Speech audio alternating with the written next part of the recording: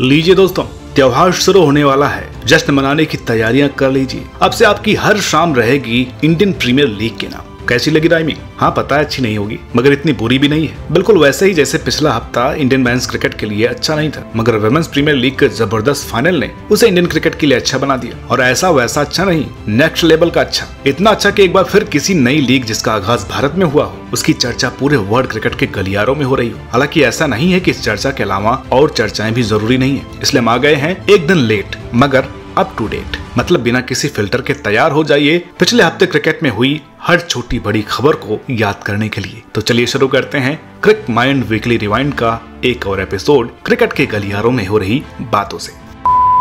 दोस्तों, पिछले हफ्ते की सबसे बड़ी खबर या कहें हाईलाइट तो मेंस आईपीएल 2023 ही रहा, क्योंकि आईपीएल शुरू होने में बस अब कुछ ही घंटे बाकी रह गए हैं। ऐसे में बहुत सारी खबरें, चर्चाएं, बातें आईपीएल के अराउंड ही हो रही हैं, क्योंकि हर बात एक डिस्कशन का अच्छा टॉपिक है, इसलिए उन पर फुर्सत से अगली वीडियो में बात करेंगे। मगर यहाँ हाईलाइट्स की बात करते हुए निकले तो आईपीएल 2023 के कोलकाता ने श्रेयस अय्यर की अब्सेंस में नीतीश राणा को कैप्टन बना दिया है, जो वाकई थोड़ा चौंकाने वाला है। मगर कोच चंद्रकांत पंडित के अंडर लिया गया ये डिसीजन बहुत से लोगों को एक्सेप्टेड भी था।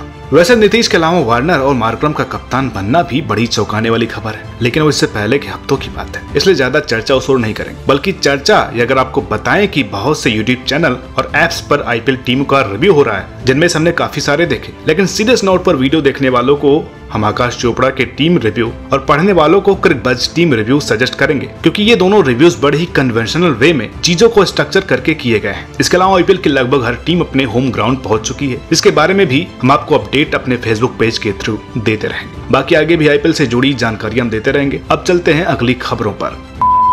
दोस्तों, इस हफ्ते बीसीसीआई ने प्लेयर्स की सेंट्रल कॉन्ट्रैक्ट लिस्ट अनाउंस की, जिस पर अलग से चर्चा होनी चाहिए थी, मगर बिजी शेड्यूल के चलते हम यही हाइलाइट्स पॉइंट्स कवर कर लेते हैं। तो इस लिस्ट की सबसे बड़ी खबर है कि मयंक अग्रवाल, रिद्धिमान साहा, हनुमा विहारी, दीपक चाहर और भुवनेश्वर कुमार को कोई सेंट्रल कॉन्ट्रैक्ट नहीं मिला है। यही सेम हालत ईशांत शर्मा और अजिंक्य रहाणे का भी रहा। जबकि प्रमोट हुए प्लेयर्स में संजू का ग्रेड सी में जाना, जडेजा का A+ में आना, स्काई और गिल का ग्रेड B में आना, जबकि हार्दिक का ग्रेड C से ग्रेड A में आना रहा। इस तरह कुछ प्लेयर्स के लिए लिस्ट सपने पूरे होने जैसा रहा तो कुछ दिल तोड़ने वाला रहा। बुमराह के A+ में शामिल होने पर भी कुछ दर्शक सवाल उठा रहे हैं। बाकी इस लिस्ट का असर प्लेयर्स की क्रिकेट पर कितना पड़ेगा ये तो वक्त ही बताएगा, मगर फैंस पर काफी असर पड़ा है, ये सोशल मीडिया बता रहा है।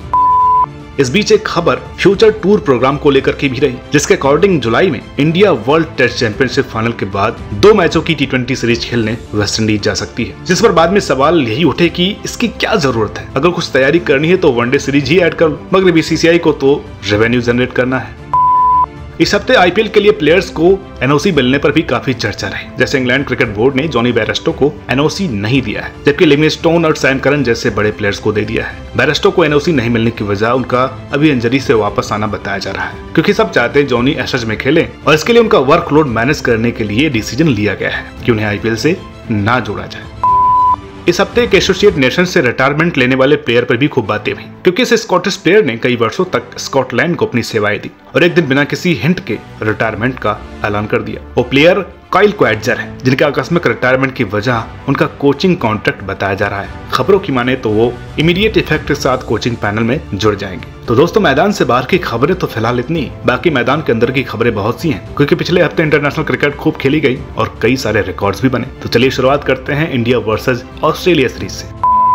दोस्तों, इंडिया की हार पर हम पहले ही काफी कुछ कह चुके हैं, इसलिए इस एपिसोड में ज्यादा कुछ नहीं बोलेंगे। मगर पिछले हफ्ते दिल तोड़ने वाली सबसे बड़ी बात यही थी कि हम 1-0 की लीड होने के बावजूद सीरीज 2-1 से हार गए, वो भी लगातार 4 सालों में दूसरी बार ऑस्ट्रेलिया से वनडे सीरीज हारे, जो कि अभी से एक अल्टीमेटम है वर्ल्ड कप के लिए। मगर बीसीसीआई उसे कितना अल्टीमेटम की तरह ले रही है ये तो पता नहीं है। बाकी उस सीरीज से मिले पॉजिटिव्स की बात करें तो ऑस्ट्रेलिया की तरफ से मार्श, जैम्पा और एगर ने खूब तारीफें बटोरी, जबकि इंडिया की तरफ से ये सिर्फ शमी और सिराज के हिस्से में आई।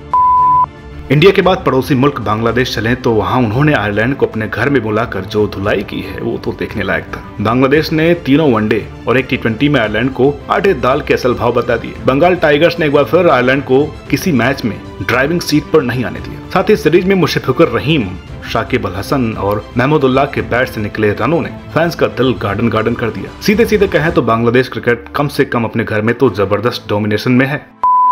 बंगाल वाले पड़ोसी के बाद अब बात करते हैं कश्मीर की तरफ वाले 2 पड़ोसियों के बीच हुई सीरीज की। जिसने पाकिस्तानी थिंक टैंक की समझ की बखिया उधेड़ दी है, क्योंकि कुछ नए लड़के और वापसी कर रहे प्लेयर्स की टीम बनाकर अफगानिस्तान जैसी राइजिंग टीम के सामने शारजाह खेलने कौन भेजता है। अगर पाकिस्तान ने ऐसा किया और बिना किसी जिम्मेदार या कहे एक्सपीरियंस प्लेयर्स की टीम भेज दी जो अफगानिस्तान के शेरों के सामने मेमना लग रही थी, फिर क्या था, अफगानिस्तान ने उन्हें 2 मैचों में जमकर फेंटा मारा। वो तो भला शादाब खान का, जिन्होंने आखिरी मैच जैसे तैसे अपनी टीम को जितवाया, वरना अफगानिस्तान पहला T20 मैच और सीरीज पाकिस्तान से जीतने के बाद पहला क्लीन स्वीप भी कर देती। खैर, पड़ोसी जो भी हो बच गए, लेकिन नक्शे में हमारे नीचे की तरफ के पड़ोसी बिल्कुल नहीं बचे।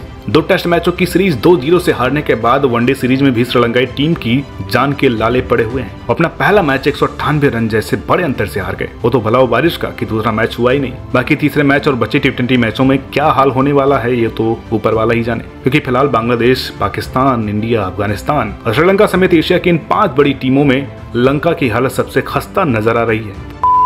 पिछले हफ्ते हुए मैचों की बात करें और साउथ अफ्रीका में वेस्ट इंडीज में हुई सीरीज की बात न करें तो ऐसा हो ही नहीं सकता। दोस्तों, क्या कमाल का T20 सीरीज रहा। वनडे में सीरीज ड्रॉ करने के बाद वेस्ट इंडीज ने पूरी जान लगा दी और T20 सीरीज में 2-1 से जीतने में, जहां उन्होंने पहले मैच में बारिश से प्रभावित मैच को 11वें ओवर में 132 रन बनाकर जीता और तीसरे मैचों में 220 रन बनाने के बावजूद 7 रनों से जीतकर सीरीज जीती। मगर असली हंगामा हुआ दूसरे मैच में, जहां वेस्ट इंडीज के 258 रन बनाने के बावजूद साउथ अफ्रीका ने हिस्ट्री का सबसे बड़ा रन चेज करते हुए 19वें ओवर में 259 रनों का टारगेट चेज किया और अब वनडे के बाद T20 में भी सबसे बड़ा स्कोर चेज करने वाली टीम बन गए हैं।